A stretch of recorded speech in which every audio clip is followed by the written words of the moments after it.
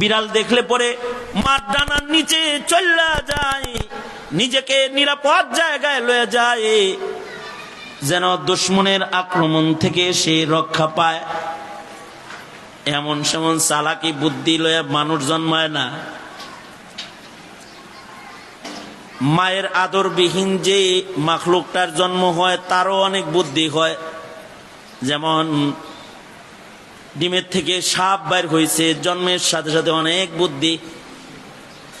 2 দিনের বয়সের সাপের লেজে যদি কেউ পাড়া দেয়, সাপটার বয়স হলো 2 দিনের, মায়ের তরবিয়ত পায় নাই, কারণ ওর মা ডিম দিয়া ভাগ্য পড়ছে। সাপকে আল্লাহ তাআলা ডিম ছাড়ার পরে ডিমের কথা ভুলাইয়া দেয়। এখানে সাপের মনেও থাকে না যে কোন জায়গায় ডিম পেরে আসছে, ভুলাইয়া দেয়। এজন্য সাপ যদি মুরগির বাচ্চার মতো কই ডিম তা দিয়েছে এটা জানে আর বাচ্চার কাছে যায়, তাহলে সাপ নিজের বাচ্চা নিজে খায় কিনা এত বেশি, তার ভেতরে বুঝ কিনা এত ভয়ঙ্কর যে নিজের বাচ্চাকে নিজে খায় ফেলায়। এ কারণে আল্লাহ তাআলা সাপের মাথার থেকে তার নিজের ডিমের কথা ভুলাইয়া দেয়, ও ডিম ছাইরা দূরে চলে যায়। ওর বাচ্চাগুলা মায়ের আদর, মায়ের স্নেহ, মায়ের তরবিয়ত সারা বড় হয়। কিন্তু ওর মা যেমন বাঁকা হয়ে হয়ে হাঁটে, জন্মের পরে বাইরে ও বাঁকা হয়ে মায়ের স্টাইলে হাঁটে। শুধু তাই না, 2 দিনের সাপের বাচ্চাকে যদি পায়ের ভেতরে কেউ ছোঁয়া লাগিয়া লেজে একটু টাচ লাগিয়া যায়, 2 দিনের সাপের বাচ্চার ডিফেন্স পাওয়ার এত ভয়ঙ্কর। বড় সাপ যেমনি মাথা উঁচা করে ফনা ধইরা দাঁড়াইয়া যায়, 2 দিনের বাচ্চা সাপটা এটা ডিফেন্স পাওয়ার নিয়ে দাঁড়ায় যায়। ভয়ঙ্কর কায়দায় সে দাঁড়িয়ে নিজের আত্মরক্ষার প্রস্তুতি লয়। এই জ্ঞান একজনের দান। আল্লাহ তাআলা পৃথিবীর সব মাখলুককে এই জ্ঞান আল্লাহ তাআলা জন্মের সাথে সাথে ওই মাখলুক গুলারে দিয়ে দেয়। মানুষের বাচ্চা লাফ ফাল দৌড় শিখতে সময় লাগে, কিন্তু ছাগলের বাচ্চা জন্মায় বাড়ির কাঁচা উঠান যা আছে ভাঙালায়। এমন এমন ডিগবাজি দেয়, ও যে কিছু পারে এটা বাড়ির সবাইরে দেখায় যে আমি কিন্তু ডিগবাজি দিতে জানি। এই উঠান থেকে এই বাড়ির এই ডোয়া, এই কাঁচা জায়গা থেকে ওই কাঁচা জায়গায় লাফায়া লাফায়া নিজের তাফালিংগিরি দেখায়।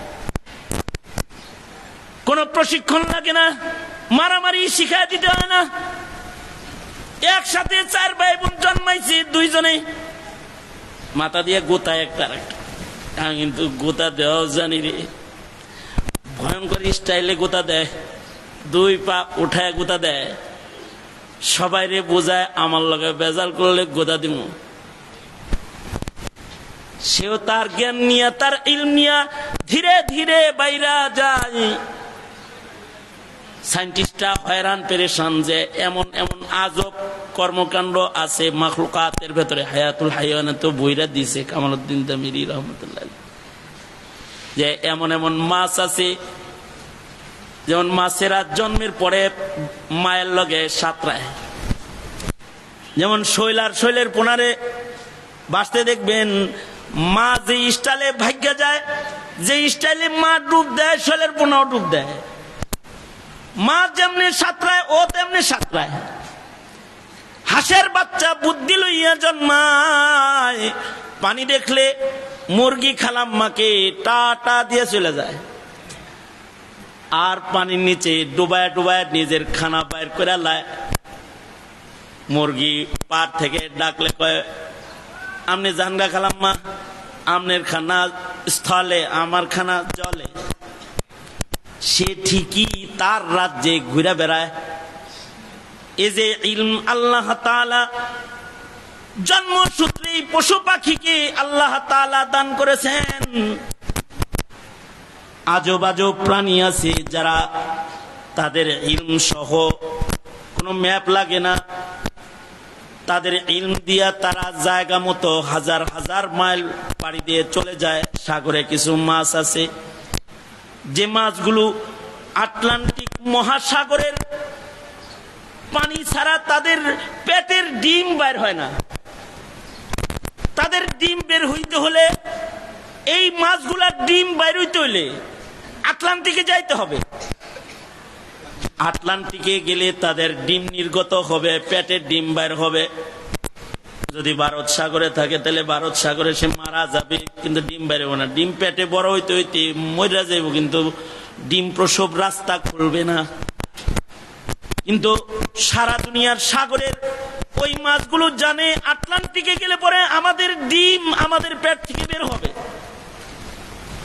ওই সকল ভয়ঙ্কর পয়েন্ট যেখানে জাহাজ গেলে ডুইবা যায়, মানুষ গেলে হারায়া যায়, জাহাজ গেলে ডুইবা যায়, সেই জায়গায় যাওয়ার জন্য ভারত সাগর, আরব সাগর, বঙ্গোপসাগর থেকে মাছগুলো সফর করে চলে যায়। নৌকায় চলে না, বিমানে উড়া না, সাঁতরায়া সাঁতরায়া 3000 মাইল 4000 মাইল সফর করে ওরা আটলান্টিক মহাসাগরে চলে যায়।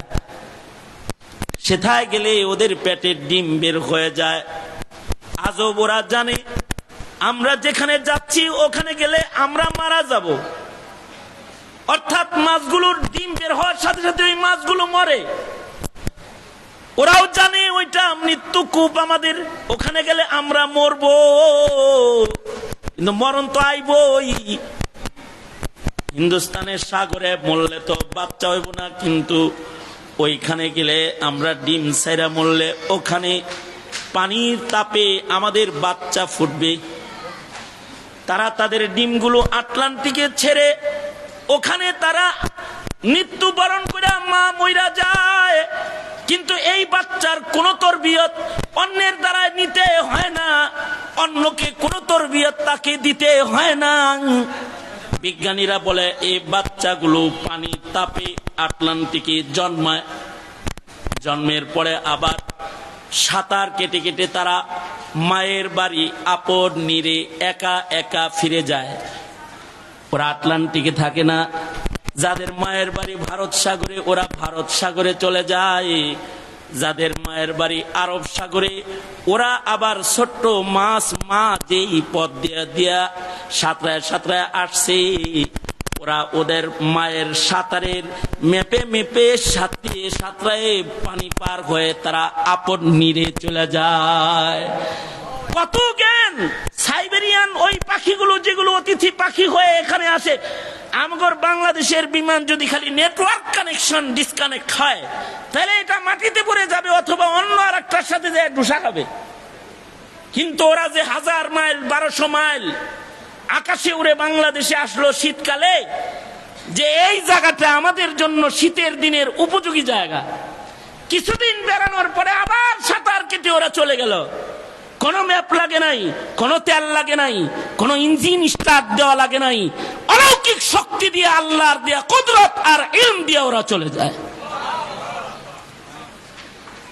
এইভাবে আল্লাহ তাআলা সকল মাখলুকরে সবলতা দান করেছেন, কিন্তু বনি আদমকে দুর্বল করে বানিয়েছেন। বনি আদম সৃষ্টির শ্রেষ্ঠ, কিন্তু সৃষ্টিগত ভাবে এতই দুর্বল যে জন্মের পরে তারা কথা বলার প্রশ্নই আসে না, জন্মের পরে কিছু ধরার প্রশ্নই আসে না। আমার বড় মেয়ের ঘরে একটা নাতনি দিছে আল্লাহ আমারে, এটার 3 মাস বয়স হয়ে গেলে এখনো কিছু ধরতে পারে না, তবে আমার দাড়িটা ধরতে পারে এখন, কারণ এটা তো ধরতে সোজা, কিন্তু যেই জিনিসটার স্বাস্থ্য একটু মোটা ওইটা আর ধরতে পারে না। তা আমি চেষ্টা করতেছিলাম একটা জিনিস ধরতে পারে কিনা, একটা খেলনা কিনে লয়ে গেছি। তো আমার মেয়ে বলে, আব্বু দাড়ি ধরতে পারবে, এটা ধরতে পারবে না, এখন আর কয়দিন সময় লাগবে। একটা মানুষ জন্মের সাথে সাথে সব ধরে না, সব করে না, সব বলে না। কিন্তু পয়গম্বর আজব মায়ের কোলে পয়গম্বর কথা বলবার লাগছেন, বলুন তো আওয়াজ করে বলাইতেছেন কি? যেই মাওলায় জন্মের পরে মাছের সাঁতার দেওয়াইতে পারে, ওই মাওলায় মানুষের কথা বলাইতে পারে কি পারে না? যে মাওলায় মায়ের তরবিয়ত ছাড়া সাপের বাচ্চাকে ডিফেন্স পাওয়ার শিখাইতে পারে, ওই মাওলা কি শিক্ষক ছাড়া নবীদেরকে শিক্ষক বানাইতে পারে না? আওয়াজ করে বলেন না কেন, পারে না? পারে না? জন্মের পরেই বলতেছি ইন্নী আবদুল্লাহ আতানিয়াল কিতাবা ওয়া জাআলানি নাবিয়্যা। মানে শিক্ষিত আসছেন, উনি পয়গম্বর হয়ে এসেছেন, তিনি কথা বলতেছেন, তিনি হিদায়াত করতেছেন। এই শক্তি, সামর্থ্য, ক্ষমতা এগুলো কার দান? আওয়াজ করে জোরে বলেন, কার দান? আল্লাহ তাআলা বাচ্চাকেও কথা বলাতে সক্ষম। আল্লাহ তাআলা বাপ ছাড়া মানুষ জন্ম দিতেও সক্ষম। বিজ্ঞান যদি বাচ্চা বানাইতে চায় তাহলে নারীর শুক্র লাগে, নরের শুক্র লাগে, বাচ্চাটা হবে টেস্ট টিউবে। কিন্তু শুধু মহিলার শুক্র দিয়া হবে না। নারীর 1 ফুটা নাপাক পানি, পুরুষের 1 ফুটা নাপাক পানি টিউবের ভিতরে দিয়া XXYX মিশায় বাচ্চা বানাবে। ছেলে বাচ্চা চাইলে ছেলে বানাবে, মেয়ে বাচ্চা চাইলে মেয়ে বাচ্চা বানাবে। কিন্তু বিজ্ঞান মাথা ক্ষয় করে শুধু নারীর শুক্র দিয়া বাচ্চা বানাইতে পারবে না। কিন্তু আল্লাহ তাআলা ওই কাদের মুতলাক, যিনি বাপ মা ছাড়াও মানুষ বানায়, যিনি বাপ ছাড়াও মানুষ বানায়। ঈসা আলাইহিস সালাম বাপ মা ছাড়াও বানায়। আদম, ঈসা কামাসালি আদম। ঈসা আলাইহিস সালামকে বাপ ছাড়া বানাইছে। কুদরত, আল্লাহু আকবার বলেন, জোরে বলেন, জোরে বলেন, আল্লাহু আকবার জোরে করে বলেন।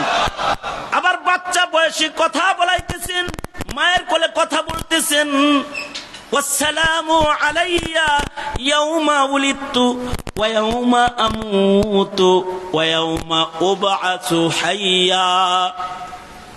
আল্লাহর কাছে পছন্দ হয় এমন কথাগুলো দোলনার ভিতরে বলতেছেন। বলুন তো কে বলাইতেছেন? কারণ একজনই আছে সক্ষম, তিনি হলেন আল্লাহ। সক্ষম কি? আরো জোরে করে বলেন। আল্লাহরে সক্ষম বলতে শরম করে, জোরে বলেন সক্ষম কে? আর আমরা কি সক্ষম না অক্ষম? সবাই কি সক্ষম না অক্ষম?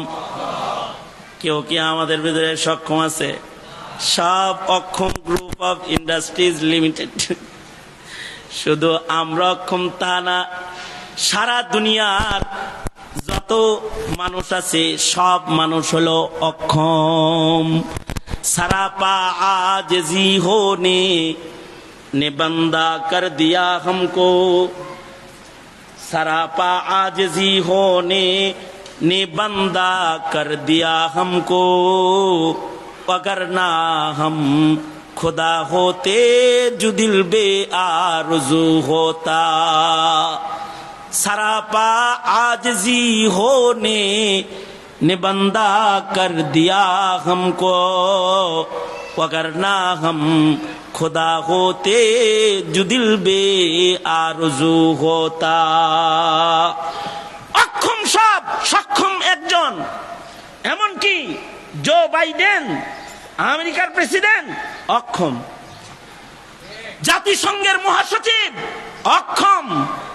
খালি পেশাবে চাপ দিলে বোঝা যায় এটা যে একটা আস্ত অক্ষম, অথবা পেটে মুসার মারলে বোঝা যায় আস্ত অক্ষম। পাবলিকের কাছে বসে থাকার কোনো সুযোগ নাই, ডাইরেক্ট দরজা আটকায় বাথরুমে যায় দুর্গন্ধের ভিতরে বয়ে পড়ে। কারণ সক্ষমতা একজনের জন্য নির্ধারিত। তিনি কে? মুসলমানের আওয়াজে জোরে করে বলেন, তিনি হলেন আল্লাহ। তার জন্য হলো সক্ষমতা। এখানে আল্লাহ তাআলার সক্ষমতা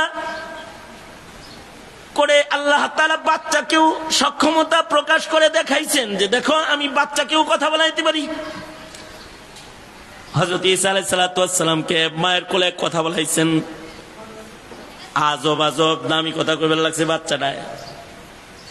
বাচ্চাটা জন্ম লয়ে কইতেছে ওয়াসসালামু আলাইকা আলাইয়া ওয়াসসালামু আলাইয়া ইয়াউমা উলিদতু ওয়া ইয়াউমা আমুতু ওয়া ইয়াউমা উবআসু হাইয়া।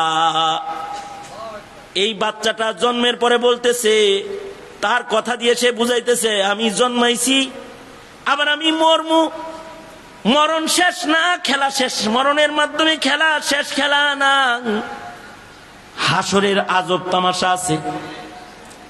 একদিন আবার আল্লাহর আদালতে আমি দাঁড়াবো, জন্মের সাথে সাথে তিনি বলতেছেন ওয়াসসালামু আলাইয়া ইয়াউমা বুলিতু ওয়া ইয়াউমা আমুতু ওয়া ইয়াউমা উবআসু হাইয়া যালিকা ঈসা ইবনু মারইয়াম। হযরত মরিয়ম আলাইহিস সালামের পেটের সন্তান ঈসা আলাইহিস সালাতু ওয়াস সালাম বলতেছেন যে শান্তি হয় আমার জন্য আমার জন্মের দিন। আবার তিনি বলতেছেন এত জন্মাইছি আবার মরবো, শান্তি যেন হয় আমার মৃত্যুর দিন, সালামতি হয় যেন আমার মরণের দিন, এবং সালামতি শান্তি নিরাপত্তা হয় যেন আমার হাসরের দিন, যেদিন আমি আল্লাহর আদালতে দাঁড়াবো। তিন সময়ের সালামতি তিনি মায়ের কোলে দোলনার থেকে চাইতেছেন। জন্মের দিনের সালামতি, মরণের দিনের সালামতি, হাসরের দিনের সালামতি। মানে আল্লাহর পক্ষ থেকে দেয়া ইলম পয়গম্বর ঈসা আলাইহিস সালামের কত গভীর, কত গভীর। ঈসা আলাইহিস সালাতু ওয়াস সালাম জন্মের সাথে সাথে হাসর নাসর সম্পর্কে জানে, জান্নাত জাহান্নাম সম্পর্কে জানে, নামাজ যাকাত সম্পর্কে জানে, মা বাবার ইতাআত নাফরমানি সম্পর্কে জানে। নিজের কথা নিজে বলতেছেন দুনিয়াতে মায়ের সন্তান বহুত হয় কিন্তু আমি বাধ্য সন্তান। তার মানে অবাধ্য সন্তান সম্পর্কে জন্মের পরে তিনি জানেন। ইবাদতের কথা বলতেছেন যে তোমাদেরকে আমি নামাজের আদেশ করব, তোমাদেরকে আমি যাকাতের আদেশ করব, ইবাদত বন্দেগীর আদেশ তোমাদেরকে করার জন্য আমি আসছি, কারণ আমি কিতাবওয়ালা নবী। জন্মের সাথে সাথে সব তিনি বলতেছেন, কারণ কিছু কিছু ইলম আছে যা আল্লাহর দান, মাথা খোয়া ওই ইলম হাসিল করা যায় না। দুনিয়ার জ্ঞান আকল দিয়া মাথা কাটায় হাসিল করা যায়, কিন্তু আখিরাতের জ্ঞান যেটা পুনরুত্থানের জ্ঞান অথবা জান্নাত জাহান্নামের ইলম জ্ঞান অথবা বিচার দিবসের জ্ঞান, এগুলো ওহী ছাড়া সম্ভব না। দুনিয়ার কোনো বিজ্ঞান বলতে পারবে না যে আকাশ কেমন, প্রথম আসমান কেমন, দ্বিতীয় আসমান কেমন, তৃতীয় আসমান কেমন, জান্নাত কেমন, দুনিয়ার কোনো জ্ঞান বলতে পারবে না। কিন্তু ইসলাম বলবে জান্নাত এমন, জান্নাত এমন, দোজক এমন, দোজক এমন। জান্নাতের গেটে, জান্নাতের ভিতরে এমন এমন এমন এমন হুর গেলমান এগুলো আছে। দোজকের ভিতরে বিষাক্ত বিষাক্ত সাপ আছে, আগুন আছে, গেটের ভিতরে পাহারাদারও আছে। বাইজ্ঞা যাইবা কায়দা নাই, মালিককে দারোগা মালিককে বসায় রাখছে। এবার বিজ্ঞান দিয়ে বলতে পারবে না, কিন্তু নবুয়াতের ইলম দিয়ে এগুলো বলা যায়। নবুয়াতের ইলম দিয়া হাসরে কি হবে তা বলা যায়। এ কারণে নবীরা, নবীদের কথার ভিতরে আখিরাত থাকে, কবর থাকে, হাসর থাকে। আর যাদের ভেতরে দুনিয়ার জ্ঞান আছে তাদের কথার ভেতরে কবর হাসর থাকে না, কারণ দুনিয়ার জ্ঞান দিয়ে কবর হাসরে যাওয়াই যায় না। এই কারণেই ইলমে ওহী যদি কেউ শিখে সে আস্তিক হয়, আর যে শুধু বিজ্ঞান বোঝে, বিজ্ঞান পড়ে, সে নাস্তিক হয়। ঠিক বললেও ঠিক, না বললেও আল্লাহর মেহেরবানিতে ঠিক। ওর সাথে ভালো করে কোন ঠিক না বে ঠিক, আরো জোরে আওয়াজ করে বলেন ঠিক না বে ঠিক, জোরে বলেন। এ কারণেই তালাবুল ইলমি ফারিদাতুন আলা কুল্লি মুসলিম, কারণ ওই পর্যন্ত পুনরুত্থান পর্যন্ত যাইতেই পারবে না দুনিয়ার জ্ঞান দিয়া, অথবা দোজক পর্যন্ত যাইতেই পারবে না দুনিয়ার জ্ঞান দিয়া, জাগতিক জ্ঞান দিয়া কবর পর্যন্ত যাইতেই পারবে না। কবরের ভিতরে কি হালত আছে এটা জাগতিক জ্ঞান দিয়া দেখতে পারবে না। যদি না ইলমে ওহির চোখ দিয়া না তাকায়, তবে ইলমে ওহির চোখ দিয়ে তাকাইলে মরণের দিনের কষ্ট অথবা সালামতি এটা দেখে ফেলবে। যেহেতু ঈসা আলাইহিস সালাতু ওয়াস সালাম জন্মের সাথে সাথে নবুয়ত পাইছেন, ইলমে ওহির ইলম পাইছেন, কিতাব পাইছেন জন্মের সাথে সাথে। উনি তো বলতেই আছেন, ইন্নী আবদুল্লাহ আতানিয়াল কিতাব ওয়া জাআলানি নাবিয়্যা। নবী তো, কিতাবওয়ালা নবী তো, শিক্ষিত নবী তো, বড় আসমানি কিতাবওয়ালা পয়গম্বর তো, এজন্য সব বলতেছেন, তা বলতেছেন যেগুলো জাগতিক জ্ঞান দিয়ে বুঝে না। মরণের কথা বলতেছেন, মরণের সময় যেন সালামতি হয়, নিরাপদ মরণ হয়। তার মানে পয়গম্বর জন্মের সাথে সাথে বুঝতেছেন জন্ম তো এমন হয়েছে, কিন্তু মরণ দুই রকম। কারোর মরণ সালামতি ছাড়া, আর কারোর মরণ সালামতি ওয়ালা। ওগো আল্লাহ, আমার যেন সালামতি ওয়ালা মরণ হয়। কারোর হাসর ভয়ঙ্কর, কারোর হাসর ভালো। ওগো আল্লাহ, আমার যেন যেদিন পুনরুত্থান হবে, হাসর হবে, সেদিন আমার হাসর যেন ভালো হয়। আমি যে কথাটা বলতে চাই সেটা হলো এই জন্মের পরে একটা বাচ্চা মায়ের কোল থেকে হাসরের কথা কয়, মরণের কথা কয়, হাসরের চিন্তায় পড়ে যায়, মরণের চিন্তায় পড়ে যায়। এটা কি জাগতিক শিক্ষার ছোঁয়া পায়া এগুলো কয়, নাকি ইলমে ওয়াহির আশ্রয়ে গিয়ে কয়? হ্যাঁ, ইলমে ওয়াহির আশ্রয়ে গিয়ে কয়। এই কারণেই জাতি যখন ইলমে ওয়াহির আশ্রয় শূন্য হয়ে যায়, তখন তারা কবর হাসরের ঈমান নষ্ট নাস্তিক হয়ে যায়, মুরতাদ হয়ে যায়, বেঈমান হয়ে যায়, কাদিয়ানি হয়ে যায়। কথা বলেন। কিন্তু ঈসা আলাইহিস সালাম মায়ের কোলে এগুলো বলতেছিলেন। বুড়াও বলতে পারে না, বৃদ্ধ বুড়া বলতে পারে না। কখন? যখন ইলমে ওয়াহির আশ্রয়ে যায় না, তখন বলতে পারে না। কিন্তু বাচ্চাও বলে মায়ের কোল থেকে এগুলো। কখন? যখন ইলমে ওয়াহির আশ্রয়ে চলে যায় তখন। আল্লাহর রাসূল সাল্লাল্লাহু আলাইহি ওয়াসাল্লাম নবুয়তের ইলমের দ্বারায় আল্লাহর রাসূল সাল্লাল্লাহু আলাইহি ওয়াসাল্লাম জাতির কাছে কোনো কিছু গোপন করে যান নাই, সব কিছুকে খুলে খুলে খুলে খুলে বলে দিয়ে গেছেন। এই মরণ কিন্তু ভালো আছে, মন্দ আছে। এই কবর কিন্তু ভালো আছে, মন্দ আছে। এই হাসরে কিন্তু বিচার আছে, বিচারের পরে কিন্তু কারোর দোজক আছে, কারোর জান্নাত আছে। জান্নাতের ভিতরে এই এই এই এই এই এই আছে, জান্নাতটা এমন, দোজকের ভিতরে এই এই এই এই আছে। সব খুলে খুলে আল্লাহর রাসূল নিজের উম্মতের কাছে বলে দিয়ে গেছেন। জাগতিক জ্ঞান দিয়া নাকি ইলমে দ্বীন দিয়া? ইলম দিয়া, ওয়াহির জ্ঞান দিয়া।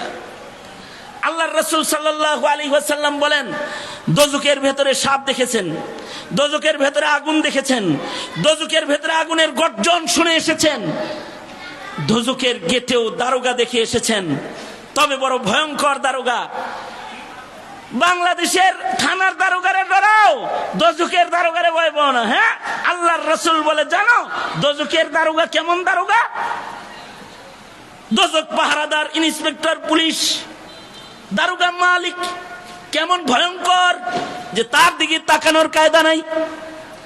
বিভৎস এক আকৃতি আল্লাহ তাআলা তাকে দান করেছে। আর এত ভয়ঙ্কর তার চাহনি, তার কথোপকথন।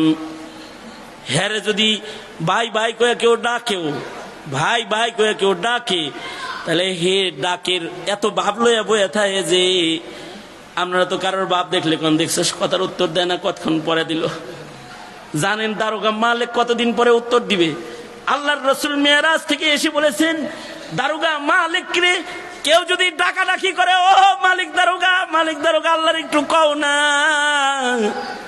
আমাগর দোজকের ভেতরে কষ্ট হইতেছে। এ ডাকাডাকি যখন আসামিরা দোজকের জেলখানার থেকে করতে থাকবে, আজব ভয়ঙ্কর দারোগা মালিক সে 500 বছর পরে ডাকের উত্তর দিবে। নাউজুবিল্লাহ কোন, কত বছর পরে দিবে উত্তর? ডাকাডাকি করার পরে 500 বছর পরে উত্তর দিবে। এমনকি তার মুখে কোনো হাসি নাই, আমাদের দারোগারে তো হাসে, দুনিয়ার পুলিশ হাসে, দুনিয়ার আর্মি হাসে, কিন্তু দারোগা মালিক হাসে না।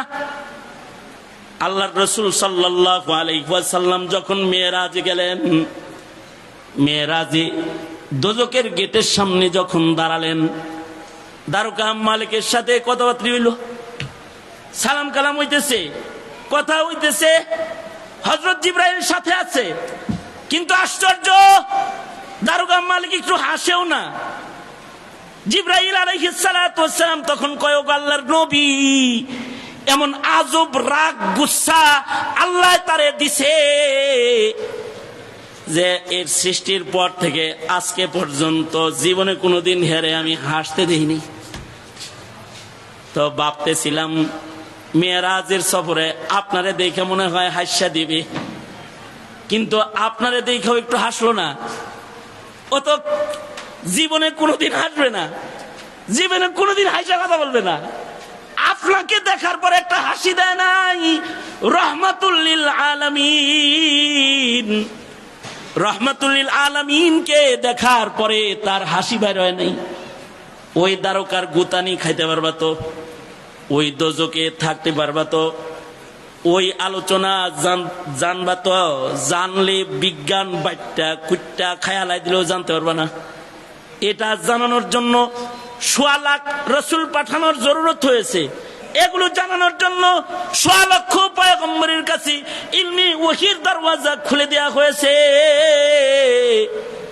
নবীদেরকে বাচপানে ইলম দেওয়া হয়েছে, বাচপানে ইলমে ওহীর জ্ঞান দেওয়া হয়েছে। যখন ইলমে ওহীর জ্ঞান কারোর ভেতরে আইসা যায়, তখন তার মুখ দিয়া আখিরাতের কথা বের হয়, তার মুখ দিয়া জান্নাতের কথা বের হয়, তার মুখ দিয়া তখন বিচারের দিবসের কথা বের হয়, বিচার দিবসের ভীতির আলোচনা বের হয়। যখন সে ইলমে দ্বীনের ছোঁয়া পায়, ঈসা আলাইহিস সালাতু ওয়াস সালাম জন্মের সাথে সাথে যেহেতু নবী হয়ে গেছেন, তো পয়গম্বর ঈসা আলাইহিস সালাম মায়ের কোলে যে কথা বলতেছেন, এখানে দুনিয়া, কবর, হাসর সব এক কথায় বলে দিতেছেন। ওয়াসসালামু আলাইয়া, ওয়াসসালামু আলাইয়া ইয়াউমা উলিদতু ওয়া ইয়াউমা আমুতু ওয়া ইয়াউমা উবআসু হাইয়া, ওয়াসসালামু আলাইয়া ইয়াউমা উলিদতু ওয়া ইয়াউমা আমুতু ওয়া ইয়াউমা উবআসু হাইয়া। পয়গম্বর ঈসা আলাইহিস সালাতু ওয়াস সালাম জন্মের সাথে সাথে ৩ প্রকারের সালামতি কামনা করতেছেন। আল্লাহর কাছে কথাটা পছন্দ হয়ে গেছে। কালাম তো রূহুল্লাহর, কিন্তু আল্লাহ তাআলা কালামুল্লাহ বানাইছে। এটাকে কিয়ামত পর্যন্ত আনেওয়ালা মানুষের জন্য হিদায়াতের বাণী বানাইছে। তার মানে সারা দুনিয়ার মানুষ আল্লাহর কাছে ৩ সালামতি চাইবে।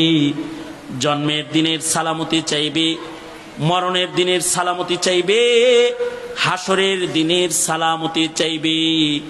জন্মদাতে যাদের সালামতির হবে তাদের হায়াত সুন্দর হবে। জন্মের পরে যারা সালামতি পাবে তাদের দিনী হায়াত পাবে। মৃত্যু যাদের সালামতির হবে, কবর তাদের জান্নাত হবে। আর হাসর যাদের সালামতির হবে, বিচারের পরে তারা জান্নাত পাবে। খুশনসিব তো আমাদের যে আমাদের জন্ম পর সালামতির বাংলাদেশের মুসলমানের সালামতির জন্ম, এজন্য যে আমরা মুসলিম ঘরে সালামতির সাথে জন্মগ্রহণ করি। কিন্তু বদনসিব ওদের জন্মের দিনই ওদের নিরাপত্তা হারিয়ে গেছে। যারা কাফেরের ঘরে জন্মগ্রহণ করেছে, ইহুদির ঘরে, নাসারার ঘরে, কাদিয়ানির ঘরে, মুরতাদের ঘরে যারা জন্মগ্রহণ করেছে, ওদের তো জন্মসূত্রে সালামতি হারিয়ে গেছে।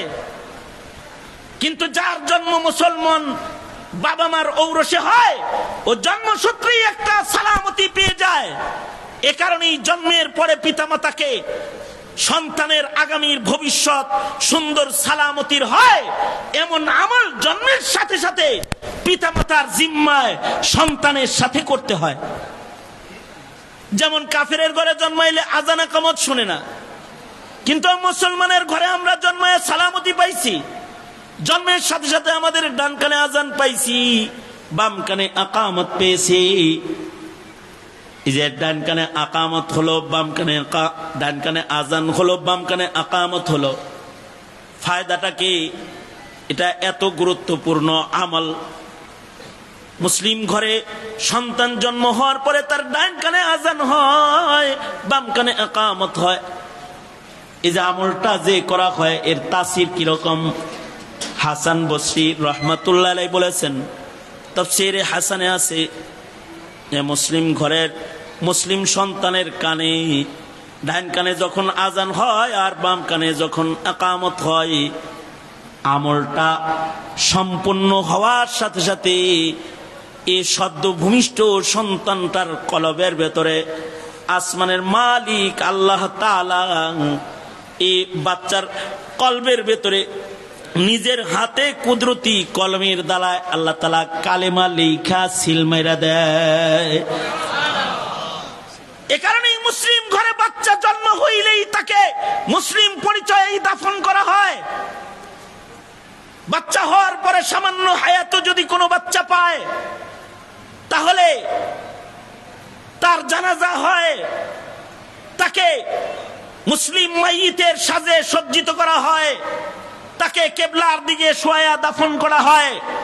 ময়দানে মাহশারে ওরা জান্নাতের পাখি হিসাবে, মাসুম মুমিনদের কাফেলা হিসাবে আল্লাহর আদালতে দাঁড়ায়া যাবে। জন্মের সাথে সাথে ও আযান পেয়েছে, আকামত পেয়েছে, ও সুন্দর একটি মুসলিম নাম পেয়েছে। আব্দুল উজ্জা নাম পায় নাই, আব্দুল্লাহ নাম পেয়েছে। আব্দুর রহমান নাম পেয়েছে, আল্লাহর গোলামের নাম পেয়েছে। জন্মের সাথে সাথে এই আজীব সালামতির কিসমত মুসলিম ঘরের সন্তানদেরই হয় যে জন্মের পরে তারা আল্লাহর নাম শুনতে পায়, জন্মের পরে তাদের কানে আযান হয়, জন্মের পরে তারা মুসলিম আল্লাহ পাকের গোলাম হিসেবে আল্লাহর পছন্দের সুন্দর সুন্দর নাম পায়। অবশ্য আগের যুগে নামগুলো আলেমরা রাখত। মহল্লায় বাচ্চা হইলে খতিব সাহেবের কাছে এসে বলতো, খতিব সাহেব নাম রেখে দেন। বড় হুজুরের কাছে এসে বলতো, বড় হুজুর আপনি আমার বাচ্চার নামটা রেখে দেন। আমাদের কাছে যাইতো যে হুজুর তাহনিক করে দেন, নাম রেখে দেন। এটা 20 বছর আগেও এই সংস্কৃতি মুসলিম সমাজে চালু ছিল যে বাচ্চা হইলে আজান ইকামত তরিদ দিত, তাড়াতাড়ি দিত, ভালো একটা নাম ভালো মানুষ দিয়ে রাখতো, সন্তান সালামতির হায়াত পাইতো, নাস্তিক হইতো না, মুরতাদও হইতো না, বেঈমানও হইতো না, আর পশ্চিমাদের কালচার পছন্দকারী কোনো হাইওয়ান জানোয়ারও হইতো না। কারণ ভালো মানুষ তার নাম রেখে দিত, ভালো একটা নাম তার রাখা হইতো, সুন্দর একটা নামকরণ করে দিত। আর এই 20 বছর পরে নতুন আপডেট জমানা, এই জমানায় কোন হুজুরের কাছে আর কেউ যায় না, কোন ওলি বুজুর্গের মুখ দিয়েও নাম আর এখন আর বাইর করে না। কারণ এখন আল্লামা গুগল দামাত বারকাতুহুম এসে পড়েছেন। ওনার কাছে গেলে অনেক কিছু পাওয়া যায়, হালাল হারামও ওনার কাছে জিগাইলে নাকি কয়, ওনার কাছে যা চায় তাই পায়। সঙ্গত কারণে এখন আর সন্তানের নাম কোন মৌলবি দিয়ে রাখার জরুরত মনে করে না, গুগল সাহেবকে ক্লিক করিয়া যাহা পায় তাহা রাখিয়ে দেয়। অর্থাৎ গোবরের ভেতরে পদ্ম ফুল ফুটায়া সেই ফুলটাকে নিজের ঘরের সৌন্দর্য বানাইতে চায় না। এত সোজা না, কিছু দায়িত্ব আছে, কিছু কর্তব্য আছে যা মুসলিম ঘরে একটি সন্তান জন্মের পরে এ ঘরের অভিভাবকদেরকে আসমানের মালিক আল্লাহ তাআলা দান করেছে। তাকে সুন্দর একটি নাম দিতে হবে, তার নামে আকিকা করতে হবে, মাথার চুলগুলো কেটে সাদাকা করতে হবে, তাকে তাহনিক করাইতে হবে, ভালো মানুষের মুখের লালা তার মুখে লাগাই দিতে হবে, তার মুখটা সুন্দর হবে, আজান দিবে, তার সাদার সিনা, তার কলব, বুকটা সুন্দর হয়ে যাবে, কানে আজানের আওয়াজ ঢুকবে, কলবের ভিতরে কালিমার সিল পড়বে, এবং তাকে সুশিক্ষা দিবে, যে শিক্ষার দ্বারা সে হালাল আর হারাম চিনবে, জায়েজ আর নাজায়েজ চিনবে, ভালো মানুষ আর বদকার চিনবে, জান্নাত আর জাহান্নাম চিনবে। রাস্তা তো দুইটা খোলা আছে, ফারিকুন ফিল জান্নাতি ও ফারিকুন ফিস সাঈর। এক দল তো বাগানে যাবে আর এক দল তো আগুনে যাবে। দুনিয়া থেকে এক দল তো বাগানে চলে যাবে, জান্নাতের বাগানে, আর একদল আছে এরা আগুনে চলে যাবে, দোজখে চলে যাবে। তো তাকে যদি সুশিক্ষা দেওয়া হয়, তার সুশিক্ষার দ্বারায়, তার ইলমের দ্বারায় সে বাগানের রাস্তাও চিনবে, আগুনের রাস্তাও চিনবে, আগুন থেকে নিজেকে বাঁচাবে আর বাগান পথে নিজেকে চালাবে। এই যে দায়িত্ববোধ গুলো কি মুসলিম সন্তানের জন্মের পরে ওই দেশের ওই মুসলিম পরিবারের অভিভাবকের রয়েছে, হে অভিভাবক মণ্ডলী, আপনারা সকলে কি সেই দায়িত্ব আদায়ে সচ্চার থাকেন তো, নাকি নতুন করে আজকে থাকবেন বলিয়া ওয়াদা করিতে হইবে? নতুন করিয়া আবার ওয়াদা করেন যে থাকবেন, কারণ এখন নেককারের ঘরে বদকার, নামাজের ঘরে নাস্তিক, মুসলিমের ঘরে কাদিয়ানির আগমন শুরু হয়েছে।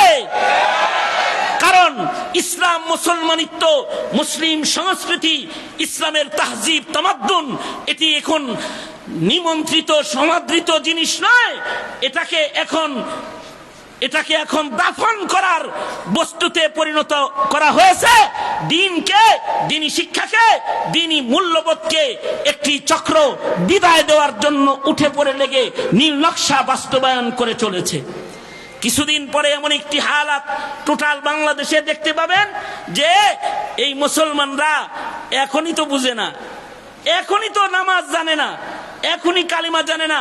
শতকরা 70% সন্তান কালিমা সুন্দর করে বলতে পারবে না, তাশাহুদ বলতে পারবে না, দোয়া মাসুরা বলতে পারবে না, দোয়া কুনুত বলতে পারবে না, 2 রাকাত নামাজের মাসাইল বলতে পারবে না, আজান ইকামত দিতে পারবে না, এমন কি জায়েজ না জায়েজও বলতে পারবে না। হালাল খানার কি আসর তাও জানে না, হারামের কি বদ আসর তাও জানে না, কোনটা জঘন্য খানা তাও চিনে না, কোনটা ভালো খানা তাও চিনে না, হালালও চিনে না, হারামও চিনে না। এত বড় নির্বোধ পশু পাখিও না, পশু পাখিও এত বড় নির্বোধ না। ছাগল রে কাঁঠাল পাতা দিলে খায়, উস্তা পাতা দিলে,